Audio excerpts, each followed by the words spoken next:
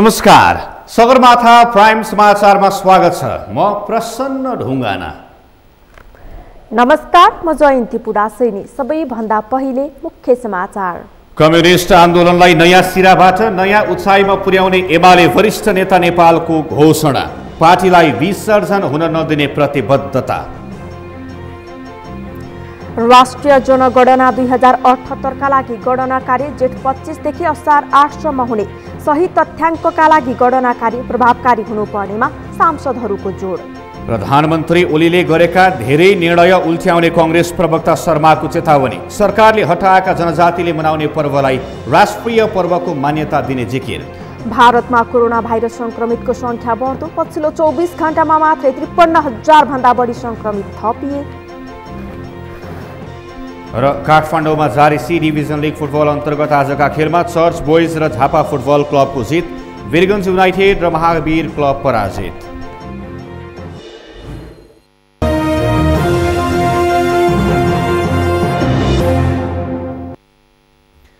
Sagarmatha prime समाचार अब विस्तारमा। नेपाल कम्युनिस्ट पार्टी नेकपाका नेता माधव कुमार नेपालले कम्युनिस्ट आन्दोलनलाई नयाँ सिराबाट नयाँ उचाइमा पुर्याउन चाहेको बताउनु भएको छ। आज काठमाडौँको बुद्धनगरमा आफू निकट युवा सङ्घ नेपालको केन्द्रीय कार्यालयको समुद्घाटन गर्दै नेता नेपालले कम्युनिस्ट आन्दोलनलाई नयाँ उचाइमा पुर्याउने अभियानमा आफू लागेको बताउनु भएको हो। उहाँले कम्युनिस्ट आन्दोलनलाई छिन्न भिन्न हुन नदिने, धाराशायी हुन नदिने र विसर्जनको ठाउँमा पुर्याउन नदिने सङ्कल्प समेत गर्नुभयो।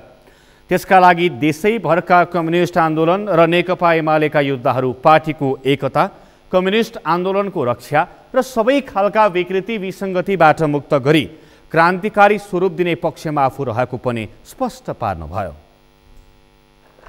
नयाँ उचाइमा पुर्याउन चाहिरहेका छौँ र हाम्रो सङ्कल्प छ कम्युनिस्ट आन्दोलनलाई छिन्न भिन्न हुन दिने छैनौँ। कम्युनिस्ट आन्दोलनलाई हामी धराशायी हुन दिने छैनौँ। कम्युनिस्ट आन्दोलनलाई हामी विसर्जनको ठाउँमा पुर्याउन दिने छैनौँ।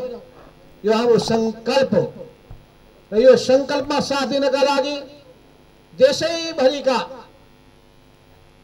कम्युनिस्ट आन्दोलनका योद्धाहरू, नेपाल कम्युनिस्ट पार्टी एमालेका योद्धाहरू यही चैत्र 4 र 5 गतेका दिनमा भेला हुनुभएको थियो। 4,500 देखि 5,000 को उपस्थितिमा भएको त्यो भेलाले घोषणा गरेको छ कि हामी कम्युनिस्ट पार्टीको एकताको पक्षमा छौँ, हामी कम्युनिस्ट आन्दोलनको रक्षाको पक्षमा छौँ, कम्युनिस्ट आन्दोलनलाई सबै खालका विकृति विसङ्गतिहरू मुक्त गरेर यसलाई क्रान्तिकारी स्वरूप दिने पक्षमा छौँ। आफूहरूको विचार मार्क्सवाद र लेनिनवादबाट निर्देशित भएको र त्यही विचारको मार्गदर्शनमा अगाडि बढ्दै बहुदलीय जनवादको मूल्य र मान्यतालाई जगेर्ना गर्न चाहेको बताउनुभयो।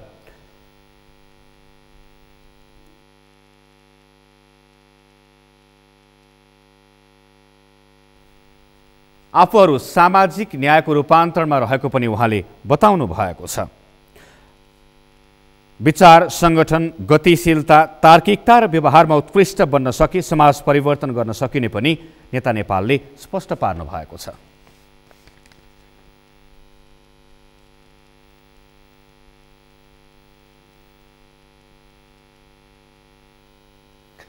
बागमती प्रदेशका मुख्यमन्त्री डोरमणि पौडेलले विगतका नराम्रा कुराहरूलाई बिर्सेर अगाडि बढ्न आग्रह गर्नुभएको छ।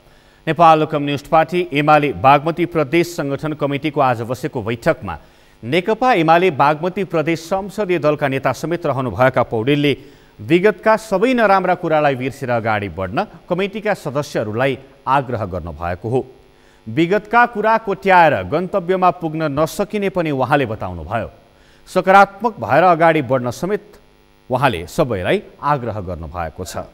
जे जति भयो ती सबै कुरालाई बिर्स्यौँ र त्यसरी जाने भने हामी सहज ढङ्गमा हामी गन्तव्यमा पुग्न सक्छौँ। अब फेरि तिनै विषयलाई उठाउने हो भने फेरि पनि समस्या आउन सक्छ। नेत्री अष्टलक्ष्मी साक्यले पार्टीभित्रको एकतालाई बलियो बनाउन आत्मसमीक्षा गरेर अगाडि बढ्न पर्ने आवश्यकता रहेको बताउनुभयो।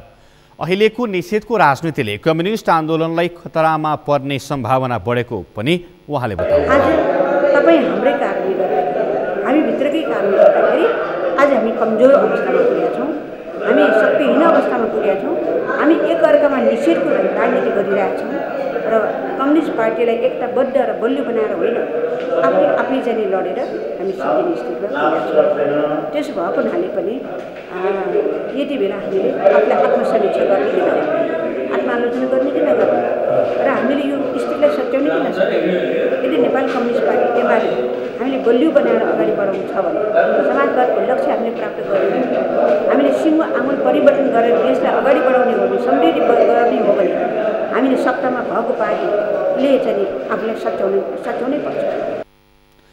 नेत्री साक्यले पार्टी अध्यक्ष सचिनको विकल्प नरहेको पनि बताउनुभयो। पार्टीमा निषेधको राजनीतिले कसैलाई हित नगर्ने भएकाले पार्टी अध्यक्षबाटै सचिएर एकताको थालनी गर्नुपर्ने बताउनुभयो।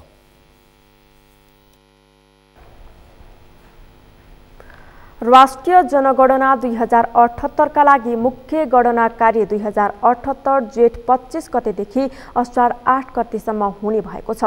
आज राष्ट्रिय सभाको राष्ट्रिय सरोकार तथा समन्वय समितिको बैठकमा राष्ट्रिय जनगणना 2078 को तयारी र भावी कार्ययोजनाको सम्बन्धमा छलफलमा भाग लिँदै केन्द्रीय तथ्याङ्क विभागका महानिर्देशक नेबिन लाल श्रेष्ठले 2078 को जनगणनाको मुख्य गणना कार्य 2078 साल जेठ 25 गतेदेखि असार 8 गतेसम्म सञ्चालन गरिने बताउनु भएको हो। यस अवधिमा सुपरिवेक्षकहरूले प्रत्येक ओडाबाट सामुदायिक प्रश्नावलीमा रहेका विवरण सङ्कलन गर्ने उहाँले जानकारी दिनुभयो। महानिर्देशक श्रेष्ठले यस वर्ष करिब 80 वटा प्रश्न लिएर जनगणनाका लागि प्रत्येक घरमा जाने बताउनुभयो। जनगणनाका लागि 39,000 गणक तथा 8,000 सुपरिवेक्षक परिचालन गरिने पनि उहाँले बताउनुभयो। मुख्य जनगणना अघि वैशाख 26 गतेदेखि जेठ 14 गतेसम्म घर परिवार सूचीकरण गरिने पनि बताउनुभयो। आओस् भन्ने हिसाबले पनि त्यसको भ्यालिडेसन समेत गर्ने गरी पनि यो सामुदायिक प्रश्नावलीमा हामीले क्वेसनहरू राखेका छौँ र मूलतः पनि अर्गनाइजेसन स्ट्याटस कुन अवस्थामा छ भने हेर्दा पनि त्यसको ठुलो मद्दत गर्ने अवस्था छ। र अर्को चाहिँ नि अब यो कम्प्युटर एसिस्टेड पर्सनल इन्टरभ्यू क्यापी मार्फत चाहिँ नि जनगणना गराउने भन्ने पहिला ठुलो हामीले इच्छा राखेका थियौँ, तर हाम्रो रिसोर्सेसले नसकिने भयो भने यो काठमाडौँ उपत्यकामा मात्र उपत्यकाको 7वटा स्थानीय तहमा मात्र हामीले क्यापी मार्फत चाहिँ नि डेटा कलेक्सन गर्छौँ। जनगणनाका लागि आवश्यक तयारीहरू गरिरहेको उहाँले बताउनुभयो। 7वटा प्रदेशमा र 77 जिल्लामा 80 स्थानमा जनगणना कार्यालय स्थापना गरिएको पनि उहाँले जानकारी दिनुभयो। स्रोत र साधनले भ्याएसम्म प्रविधिको प्रयोग गरिने महानिर्देशक श्रेष्ठले बताउनुभयो। विक्रम सम्वत 1968 सालदेखि नेपालमा प्रारम्भ भएको जनगणना हरेक 10-10 वर्षमा हुँदै आएको छ। राष्ट्रिय जनगणना 2078 मा सही तथ्याङ्क आउनका लागि प्रभावकारी रूपमा तथ्याङ्क सङ्कलनको काम हुनुपर्नेमा सांसदहरूले जोड दिएका छन्। आज राष्ट्रिय सभाको राष्ट्रिय सरोकार तथा समन्वय समितिको बैठकमा राष्ट्रिय जनगणना 2078 को तयारी र भावी कार्ययोजनाको सम्बन्धमा छलफल गर्दै सांसदहरूले विभिन्न कारणले तथ्याङ्क सही आउन नसक्ने भन्दै सही तथ्याङ्कका लागि प्रभावकारी रूपमा तथ्याङ्क सङ्कलनको कामलाई अगाडि बढाउनु पर्नेमा जोड दिएका हुन्। सांसद कोमल ओलीले पछिल्लो समय हिन्दू धर्मप्रति बायसनेस देखिने गरेको भन्दै नेपालमा धर्मको अवस्था कस्तो रहेको छ यथार्थ रूपमा जनगणनाबाट आउनुपर्ने बताउनुभयो। आउनु पर्यो र तथ्याङ्कले पेसा व्यवसाय रोजगार क्लियर गर्नु पर्यो, रोजगारीहरू के छ त्यसमा, अनि जनसङ्ख्या क्लियर हुनु पर्यो र जेन्डर क्लियर हुनु पर्यो। सांसद विमला पौडेलले जनगणनाको कामका लागि राष्ट्रिय योजना आयोगको मात्रै नभई सबैको भूमिका महत्त्वपूर्ण हुने बताउनुभयो। जनगणनालाई सफल बनाउनका लागि सांसदहरूको पनि भूमिका हुनुपर्ने र सांसदहरूलाई पनि परिचालन गर्नुपर्ने बताउनुभयो। आयोगले मात्रै गरेर हुने कुरा होइन, यो चाहिँ सबै मोबिलाइज हुनुपर्छ भनेको हामी सांसदहरू पनि मोबिलाइज हुनुपर्छ। हाम्रा ठाउँहरूमा हाम्रो चाहिँ कन्स्टिट्युएन्सीमा चाहिँ ल है जनगणना हुँदैछ नछुटौँ है, जनगणना गर्ने चाहिँ हामी सबैको अधिकार हो है भनेर यो मोबिलाइज चाहिँ हामी सबै आफ्नो आफ्नो ठाउँबाट मोबिलाइज गर्नुपर्ने हुन्छ। सांसद खिमलाल भट्टराईले नेपालमा क्रिस्चियन धर्मको अवस्था के कस्तो रहेको छ सही तथ्याङ्क आउनुपर्ने बताउनुभयो। सेवा क्षेत्रको विकास कसरी भइरहेको छ, कृषिको अवस्था कस्तो छ र नेपालमा गरिबीको अवस्था कस्तो छ, यी सबै विषय जनगणनामा समेटिनुपर्ने पनि उहाँले बताउनुभयो। कोही पनि भोकै नमरोस्, कोही नाङ्गी नहोस् भन्ने बोलाउन खोजेको त्यो हामीसँग तथ्याङ्क चाहिँ फ्याक्ट भयो भनेदेखि, साँच्चै तथ्य भयो भनेदेखि हामी त्यसको योजना बनाउँछौँ। त्यो कहाँ छ अझै त्यसको पनि पहिचान हुनुपर्छ। कहाँ छ त गरिबी कहाँ छ, त्यहाँ पुगेर समाधान दिनु पऱ्यो नि। यदि हामीले चाहिँ ठेगाना पत्ता लगाउन सकेनौँ र त्यो गरिबलाई पत्ता लगाउन सकिएन भनेदेखि त्यो हामी सही योजना बनाउन सकिन्न, भावनात्मक कुरा मात्रै हुन्छ। त्यसो भए यसको यो गरिबीको रेखा मुनिको सङ्ख्या यो पनि फ्याक्ट आउने गरी चाहिँ हामीले गरौँ। सांसदहरूले जनगणनामा सही तथ्याङ्क आउनका निम्ति गणकहरूको भूमिका र सक्रियता प्रमुख हुने भएकाले गणकहरूलाई सही ढङ्गले सूचना सङ्कलनमा खटाउनु पर्ने मत राखेका छन्। तथ्याङ्क सङ्कलन गर्दा गोपनीयता कायम गर्नुपर्ने विषयमा पनि सांसदहरूले जोड दिएका छन्। शिक्षा विज्ञान तथा प्रविधि मन्त्री कृष्ण गोपाल श्रेष्ठले शिक्षक पेशाप्रति मानिसहरूको अरुचिका कारण नेपालको शिक्षामा सुधार हुन नसकेको बताउनु भएको छ।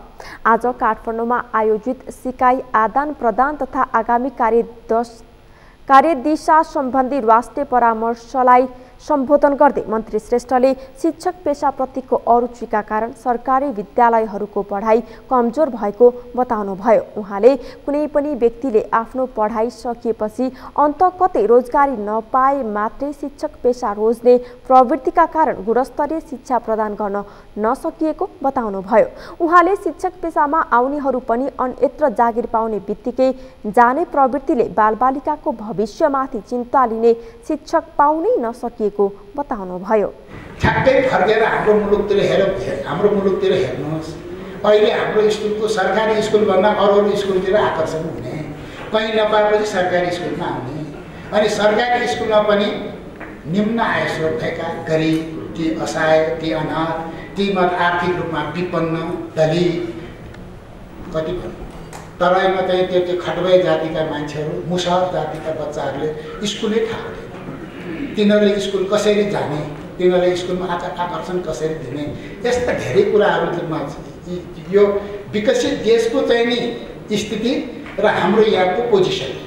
अब हामीहरू चाहिँ के त भन्दाखेरि राम्रो पढेर पास भएपछि चाहिँ नि राम्रो जबमा खोज्ने, कहीँ कतै जब नपाइसकेपछि क्षमा गरिदिनु होला अनि शिक्षक पेसामा आउने, अनि शिक्षक पेसामा आएर पनि के त भन्दाखेरि एउटा खुट्टा स्कुलमा, अर्को खुट्टाले जागिरको खोजीमा, जुन दिन जागिर प्राप्त हुन्छ छुट्टै छोडेर हिँडिदिने, त्यो स्कुलको बच्चाको भविष्यको बारेमा चिन्तै नलिदिने। विकसित मुलुकका नागरिकको आकर्षण सरकारी विद्यालयमा हुने, तर नेपालमा सरकारी विद्यालयमा आर्थिक रूपमा विपन्न, निम्न आय स्रोत भएका असहाय, अनाथ, आर्थिक रूपमा विपन्न, दलित वर्गले मात्रै पढ्न आउने गरेको बताउनुभयो। सरकार बेरोजगार उत्पादन गर्ने शिक्षा नहोस् भन्नेतर्फ सचेत रहेको पनि मन्त्री श्रेष्ठले बताउनुभयो।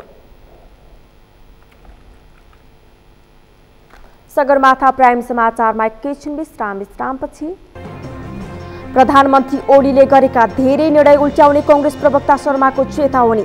सरकारले हटाएका जनजातिले मनाउने पर्वलाई राष्ट्रिय पर्वको मान्यता दिने जिकिर। सुराहाको मालपोत कार्यालयमा भएको बम विस्फोटमा संलग्न रहेको आरोपमा 2 पक्राउ। घटनाबारे अनुसन्धान जारी। र वन जोगाउन धादिङमा फेरि लगाउने अभियान जारी। स्थानीय बासिन्दामा जनचेतनामूलक सन्देश प्रवाह।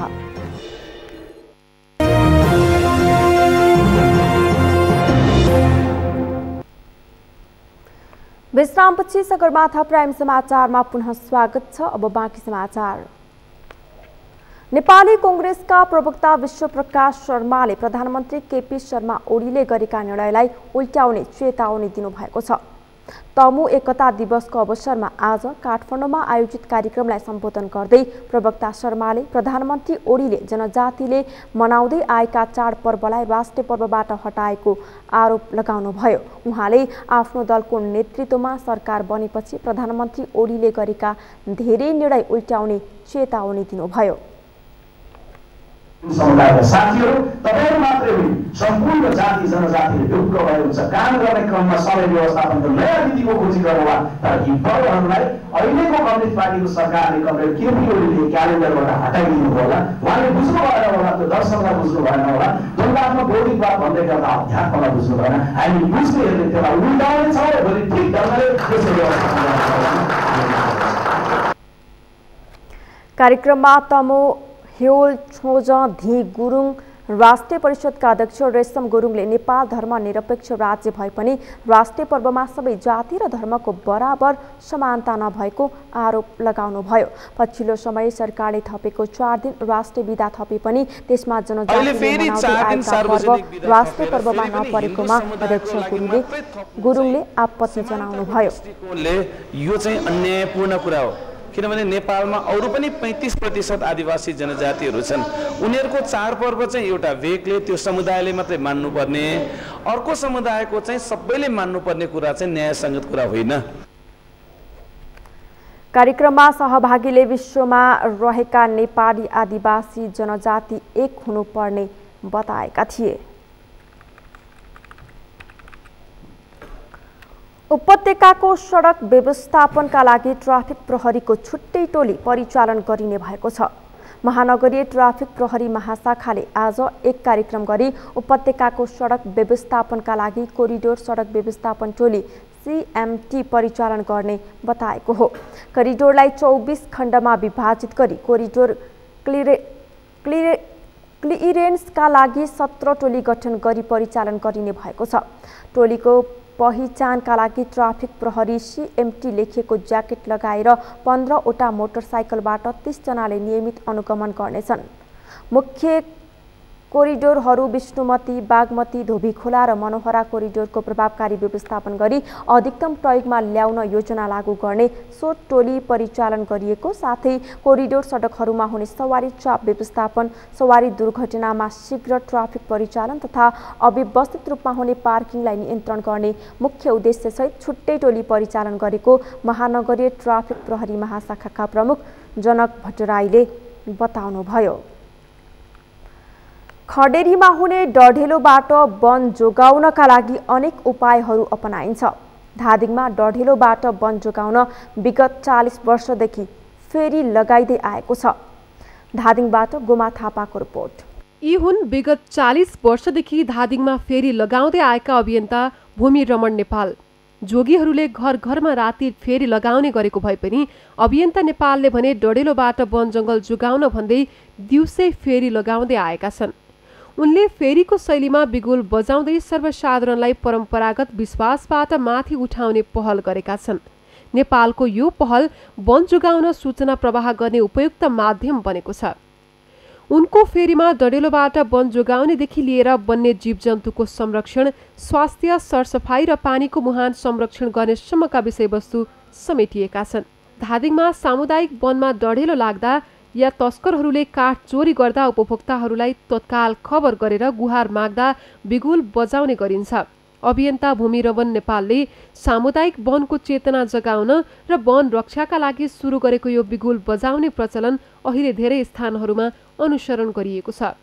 अब केटाकेटीहरूलाई पनि वन जङ्गल जोगाउनु, हराभरा बनाउनु हामीहरूले सिकेपछि अनि बच्चाहरूले पनि जान्छ, अब सबैजना जानुपर्छ भनेर भन्नुहुन्थ्यो। अनि त्यो बिगुल पुगेपछि सबैलाई थाहा हुन्थ्यो, आउँथ्यौँ अनि उहाँहरूले जे सिकाउनुहुन्थ्यो अनि गर्थ्यौँ हामी। अनि फेरि हामीले त्यसो गरेपछि हामी सबै राम्रो काम गरेर वन हराभरा देख्यौँ, राम्रो भयो। अब उहाँहरूले त हामीलाई सिकाउनु भयो, अब हामीभन्दा सानो सानो भाइ बहिनी बालबच्चा छोराछोरीलाई पनि यसै गरी सिकाएर यही लयमा हामी अगाडि बढ्नुपर्छ भनेर हामी त्यसरी सिकाउँछौँ। सामुदायिक वनलाई गोडमेल गरेर हुर्काउने र अग्नि रेखा बनाएर वनलाई डढेलोबाट कसरी जोगाउने भन्ने कुरामा नेपालको अभियानले सहयोग पुगेको स्थानीयको भनाइ छ। र एउटा वन पालेपछि चाहिँ यतिसम्म सहज र यतिसम्म चाहिँ हामीलाई एउटा देख्दा पनि सौन्दर्यता, यतिसम्म एउटा फाइदा र हामी उपभोक्तालाई वनप्रति अति नै एउटा साँच्चै माया, वन पाले पनि यस्तो फाइदा भन्ने कुरो थाहा भएर नै यो अनि अहिले हामीहरू एउटा मनमा भित्रीदेखि नै वन चाहिँ यस्तो भएपछि वनलाई चाहिँ जोगाउनु पर्दो रहेछ भन्ने एउटा भावना भित्रीदेखि नै पैदा भएर आज एउटा अग्निरेखादेखि लिएर हरेक वनको हरेक उसमा संरक्षणको लागि हामी जागरुक छौँ। लामो समय खडेरी परेको र धुलो र डडेलोको धुवाँले सिङ्गो नेपाल अहिले प्रदूषित भइरहेका बेला धादिङका स्थानीय भने डडेलोबाट वन जोगाउन लागेका छन्। समुदायका मानिस मिले भने चोरी निकासी मात्रै होइन, डडेलोबाट वन जोगाउन सकिन्छ भन्ने स्थानीयमा आत्मविश्वास जागेको छ। ठाउँ ठाउँमा खाल्टा खन्ने अभियान ल्याउनु भयो, अनि हामीले यो खाल्टा पनि खनेको छ, ठाउँ ठाउँ छ हामी देखाउन अहिले सकिन्छ। त्यो खाल्टा पनि खन्यौँ, तर हामीले गर्दाखेरि जे पनि हुँदैछ भन्नेतिर चाहिँ हामी गयौँ। त्यति हामी अब डडेलो फडेलो भन्ने कुरो हामीले धेरै निर्धन पनि गऱ्यो। कोही खोलातिरबाट हिँड्ने, कोही यो डाँडामा यो थुम्का हाम्रो चाहिँ नि अब पाले बस्थ्यौँ, तर त्यस्तो चाहिँ मन नमिल्या भए यसरी भन्ने बित्तिकै पालो पनि पाउँथेन नि, मान्छे पनि आउँथेन नि, र एकदम मन मिलेर नै यो वन यस्तो भएको हो। वन र वातावरणलाई केन्द्रदेखि स्थानीय तहसम्मका सरकारहरूले आफ्नो नीति बनाउँदा केन्द्रबिन्दुमा राख्न नसकेकाले पटक पटक विपद आउने गरेको अभियन्ता नेपालको भनाइ छ। हरियो वन राज्यको ढुकुटी भएकाले यसको संरक्षण गर्न विशेष ध्यान दिनुपर्ने उनको भनाइ छ। सरकारी नीतिमा पख्नुपर्छ सर। सरकारी नीतिले चाहिँ यो हरियाली भनेको राज्यको ढुकुटी हो, हरियाली बैँको राज्यको सम्पत्ति हो।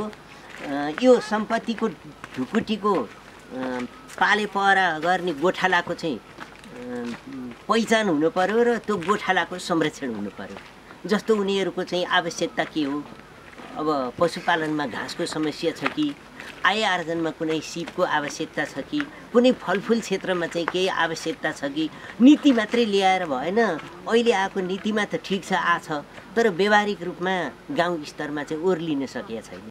धादिङको बसाहा, सोरघरे, साङ्कोस, ढोला, मैदी, सलाङ र नलाङका स्थानीयहरूले अहिले फेरि लगाएर वन जोगाउने अभियानमा लागेका छन्। वन जोगाउन धादिङवासीले गरे जस्तै उदाहरणीय काम सबैले गर्न सके वन डडेलो नियन्त्रणमा सहयोग पुग्ने निश्चित छ। सगरमाथा टेलिभिजनका लागि धादिङबाट गोमा थापाको रिपोर्ट। केही दिन अघि सिराहाको लहान स्थित मालपोत कार्यालयमा बम विस्फोट गराएको आरोपमा हिजो सिराहा प्रहरीले 2 जनालाई पक्राउ गरेको छ। पक्राउ पर्नेमा सिराहाको सुखीपुर नगरपालिका 5 निवासी 25 वर्षीय राम रेसन यादव र लक्ष्मीपुर निवासी 26 वर्षीय अभिमन्यु गिरी रहेको प्रहरीले जनाएको छ। गत चैत 1 गते मालपोत कार्यालयको पहिलो तल्लामा भएको बम विस्फोटमा 1 कर्मचारी सहित 8 घाइते भएका थिए। प्रेसर कुकर बम विस्फोट हुँदा कार्यालयमा क्षति पुगेको थियो। बम विस्फोटको जिम्मा घटनाकै दिन तराई जनतान्त्रिक मुक्ति मोर्चा गोइत समूहले लिएको थियो। यसअघि सोही बम विस्फोटमा संलग्न रहेको आरोपमा सशस्त्र प्रहरीले लहान नगरपालिका 18 भदैया निवासी 28 वर्षीय बलराम मण्डललाई पक्राउ गरेको थियो।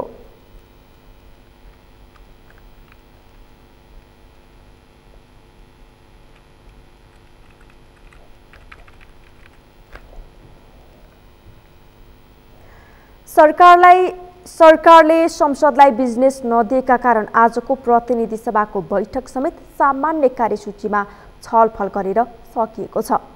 प्रतिनिधि सभाको आजको बैठकमा सभामुख अग्नि सापकोटाले शून्य र विशेष समयमा सांसदहरूलाई बोल्नका लागि समय दिएपछि शोक प्रस्ताव पारित गरेर संसद आगामी 23 गतेसम्मका लागि स्थगित भएको छ।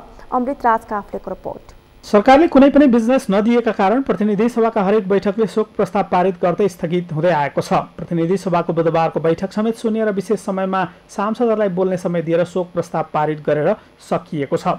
बुधबारको बैठकको विशेष समयमा बोल्ने सत्ता पक्षका सांसदहरूले सरकारको बचाउ गरेका छन् भने प्रतिपक्षका सांसदहरूले सरकारको आलोचना गरेका छन्। विशेष समयमा बोल्दै एमाले सचेतक शान्ता चौधरीले सरकारले गरेका कामहरूलाई दोषी आँखाले हेरिएको दाबी गरिन्। 3 दशकपछि मेलम्चीको पानी काठमाडौँमा झारेको, त्यसलाई सुरुङ मार्गमा प्रवेश गराएको, भूकम्पपछिको पुनर्निर्माणका कामहरू भइरहेका तथा नयाँ विद्यालयहरू बनाउने लगायतका कामहरू सरकारले गरेको उनको दाबी छ। 3 दशकपछि मेलम्ची पानी काठमाडौँको सहरमा झरेको छ। सायद यसको पनि विरोध गर्नुहुन्छ होला भन्ने लाग्छ केही मित्रहरूले। देश सुरुङ मार्गमा प्रवेश गरेको छ, यसको पनि विरोध गर्ने। उत्तर दक्षिण पूर्व पश्चिम रेलमार्ग माध्यमबाट चीन र भारत जोड्दैछ, यसको पनि विरोध गर्ने कि भूकम्पपछिको हजारौँ घरहरू थडिएका छन्, हजारौँ सयौँ भौतिक संरचनाहरू थडिएका छन् कि यसको पनि विरोध गर्ने त सभामुखज्यू? 750वटा भन्दा बढी पुलहरू निर्माण भएका छन्,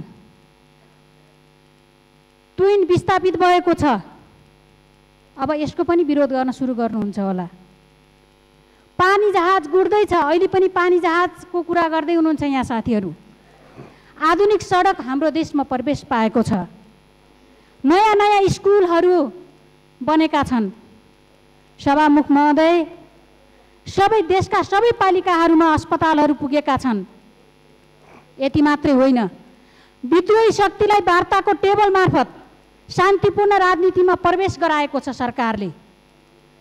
विप्लव समूह सिके रावत जस्ता विद्रोही समूहलाई शान्तिको बाटोमा ल्याएको छ यो सरकारले। मलाई लाग्छ यो सत्ता पक्षले मात्रै होइन, प्रतिपक्ष सबैले सरकारलाई यति बेला खुलेर धन्यवाद दिनुपर्नेको सट्टा अहिले पनि सरकारले केही गरेन भनेर हामीले विरोध गरिरहेका छौँ। त्यसकारणले म भन्दैछु कस्तो संस्कार हो हाम्रो। काङ्ग्रेस सांसद राजेन्द्र कुमार केसीले जनताले अहिले चुनाव नचाहेको बताएका छन्। उनले मेलम्चीको पानी काठमाडौँ ल्याउने सपना कृष्ण प्रसाद भट्टराईको भएको भन्दै अहिलेका प्रधानमन्त्रीले त्यसको जस लिन खोजेको बताएका छन्। हाम्रा सन्त नेता कृष्ण प्रसाद भट्टराईले जुन सपना देख्नु भएको थियो, काठमाडौँ भ्यालीका जनता अत्यन्त काकाकुल अवस्थामा रहेको हामीलाई सर्वविदित छ। त्यो काकाकुल अवस्थाबाट कसरी काठमाडौँवासीलाई खानेपानी उपलब्ध गराउन सकिन्छ भनेर आजको 30 वर्ष पहिला जुन उहाँले सपना देख्नुभयो, आज सबैले त्यो खानेपानी प्राप्त गरेको छ। यो सबैको लागि खुसीको विषय हो। यो 30 वर्ष पहिलाको जस लिने कि अहिले सरकारले धारामा पानी जस लिने, यो ठुलो कुरो होइन। काठमाडौँवासी जो 77 जिल्लाबाट यहाँ आउनुभएको छ, सबैले खानेपानी पाउनु भएको छ, यो कुरा हो। माओवादी केन्द्रका प्रमुख सचेतक देव गुरुङले सरकारले संविधानको सर्वोच्चता र विधिको शासनलाई पालना नगरेको बताए। सर्वोच्च अदालतको फैसलाले संसदको पुनर्स्थापना गरेको तर सरकारको पुनर्स्थापना नगरेको भन्दै सरकार काम चलाउ भएको उनको भनाइ छ।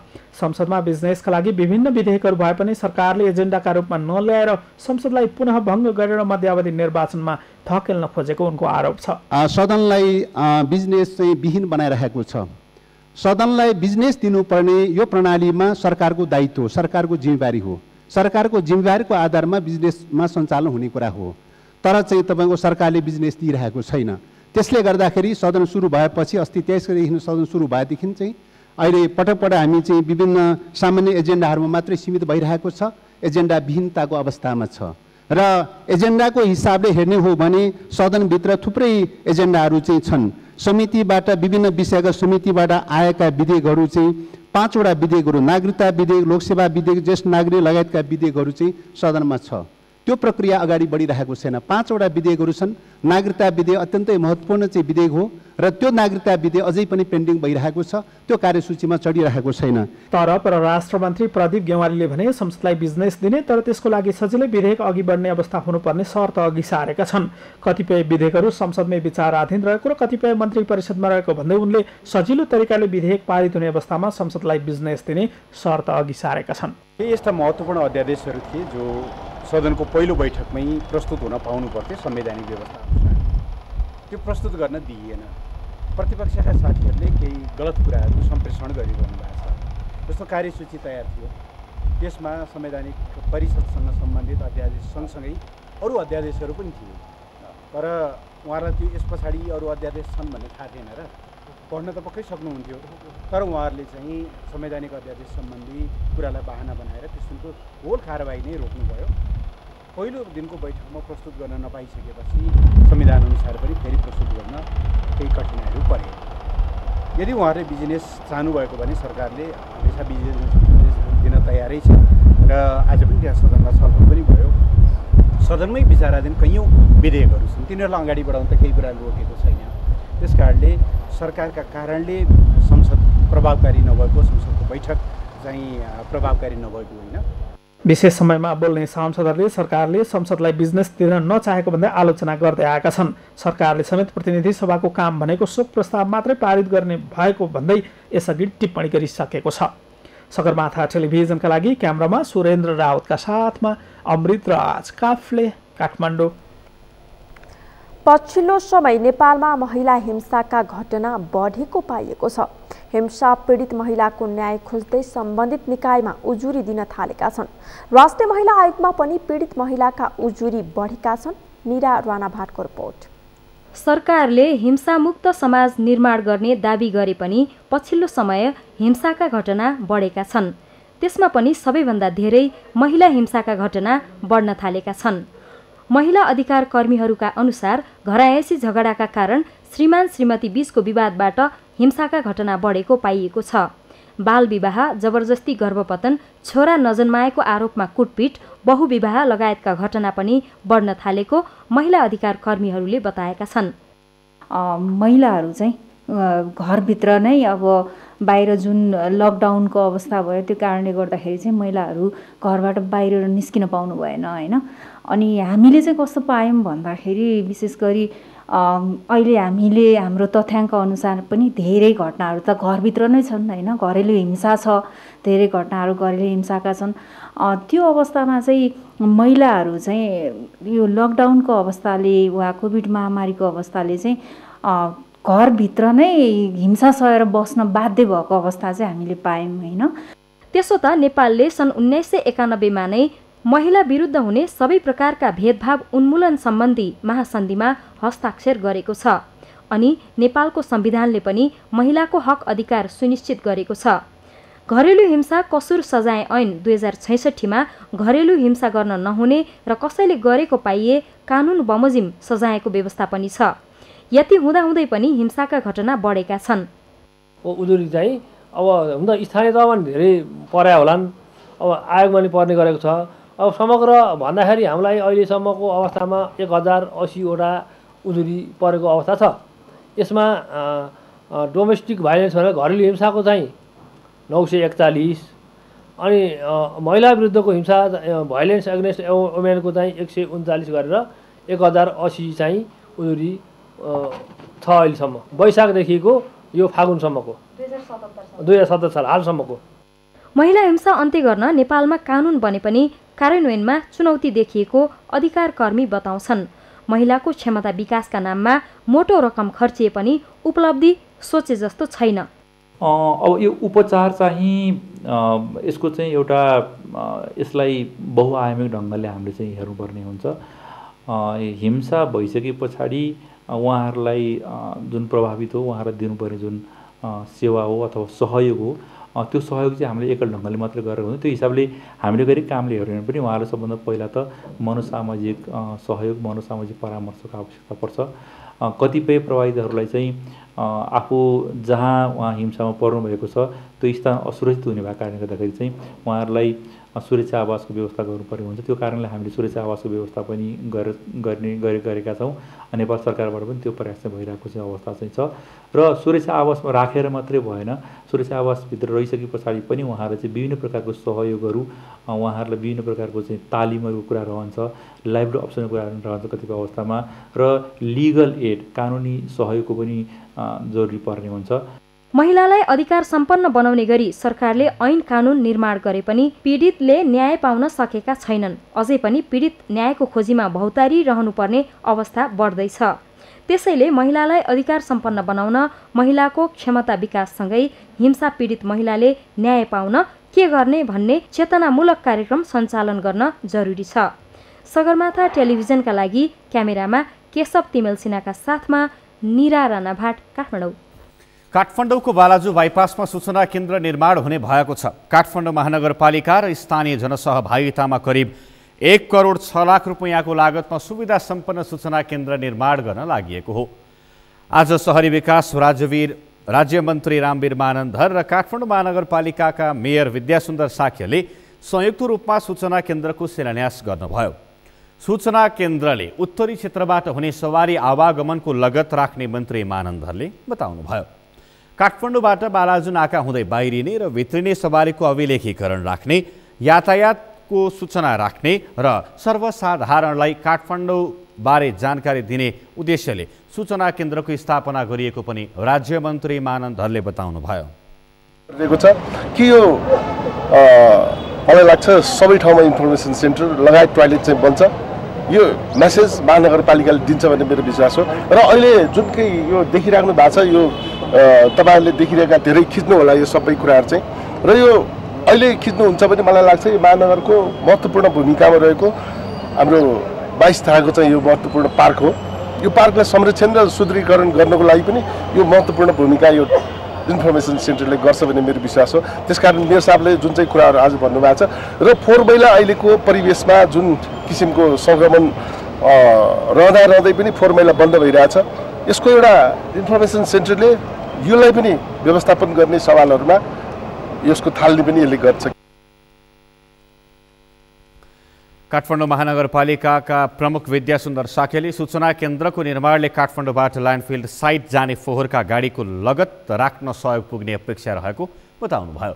त्यस्तै सूचना केन्द्रमा उपत्यका र काठमाडौँ महानगर सम्बन्धी आवश्यक सबै सूचना उपलब्ध गराइने पनि बताउनुभयो, जसबाट महानगरवासी र पर्यटक समेतले फाइदा लिन सक्नेछन्।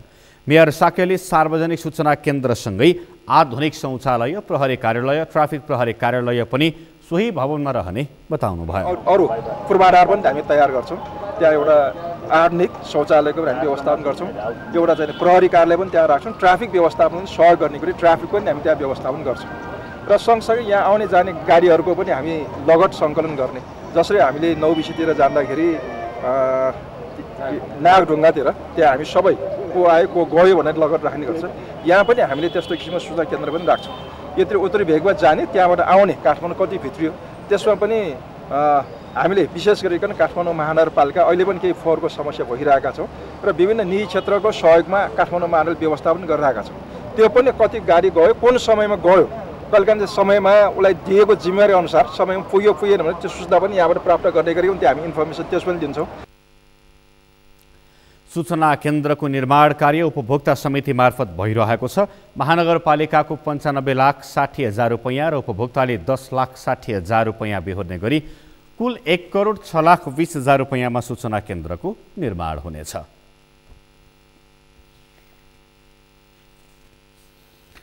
नेपाली सेनालाई भारतीय सेनाले सहयोग स्वरूप प्रदान गरिएको 1 लाख डोज कोभिड-19 विरुद्धको खोप उपलब्ध गराएको छ। सैनिक मुख्यालय जङ्गी अड्डामा हिजो आयोजित कार्यक्रममा प्रधान सेनापति पूर्णचन्द्र थापालाई नेपालका लागि भारतीय राजदूत विनय मोहन क्वात्राले उक्त खोप हस्तान्तरण गर्नुभएको सैनिक जनसम्पर्क तथा सूचना निर्देशनालयले जनाएको छ। भारतीय स्थल सेनाध्यक्ष जनरल एम नरवणेले प्रधान सेनापति थापालाई भर्चुअल माध्यमबाट खोप ग्रहण गर्न अनुरोध गरेपछि उक्त खोप हस्तान्तरण गरिएको हो। हस्तान्तरण समारोहमा जनरल नरवणेले मित्र राष्ट्रलाई महामारीको समयमा सक्दो सहयोग गर्ने भारतीय सरकारको नीति अनुसार घनिष्ठ सम्बन्ध रहेको नेपाली सेनालाई खोप सहयोग गर्न पाउँदा अत्यन्तै खुसी लागेको बताउनु भएको थियो। प्रत्युत्तरमा प्रधान सेनापति थापाले सहयोगको लागि भारतीय सेनाका सकल दर्जालाई धन्यवाद ज्ञापन गर्दै नेपाली सेनाका सकल दर्ज एवं प्राथमिकताका आधारमा हिताधिकारी लाभान्वित हुने विचार व्यक्त गर्नुभएको थियो। महामारी विरुद्धको लडाईँमा नेपाली सेना अझै बढी प्रभावकारी रूपमा जनताको सेवामा लाग्न सक्षम हुने बताउँदै थापाले यस कार्यबाट दुई देशका सेना बीचको सम्बन्ध अझै बढी प्रगाढ भएको बताउनुभयो। सगरमाथा प्राइम समाचारमा फेरि एकैछिन विश्रामपछि भारतमा कोरोना भाइरस संक्रमितको संख्या बढ्दो, पछिल्लो 24 घण्टामा मात्रै 53,000 भन्दा बढी संक्रमित थपिए। र काठमाडौँमा जारी सी डिभिजन लिग फुटबल अन्तर्गत आजका खेलमा चर्च बोइज र झापा फुटबल क्लबको जित, वीरगञ्ज युनाइटेड र महावीर क्लब पराजित।